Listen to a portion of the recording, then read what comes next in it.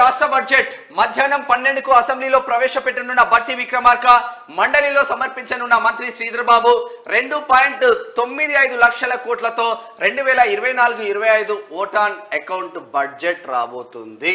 ఇవాళ బడ్జెట్ ప్రవేశపెట్టినారు బట్టి విక్రమార్క గారు. అయితే దానికి సంబంధించి మరి కాకియాలు వస్తాడా రాడా అని దానిపైన మళ్ళీ అది కూడా పరిచయం ఉండే లెక్క.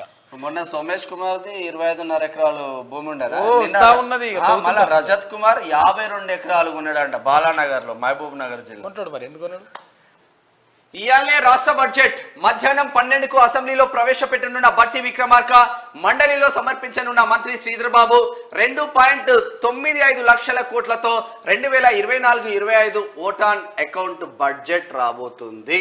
ఇవాళ బడ్జెట్ ప్రవేశపెట్టినారు బట్టి విక్రమార్క గారు. అయితే దానికి సంబంధించి మరి కాకియాలు వస్తాడా రాడా అని దానిపైన మళ్ళీ అది కూడా పరిచయం ఉండే లెక్క. మొన్న సోమేష్ కుమార్ది 25.5 ఎకరాలు భూమి ఉండేది. మళ్ళీ రజత్ కుమార్ 52 ఎకరాలు ఉన్నాడంట బాలానగర్ లో, మహబూబ్ నగర్ జిల్లా. కొంటాడు మరి ఎందుకు కొన్నాడు?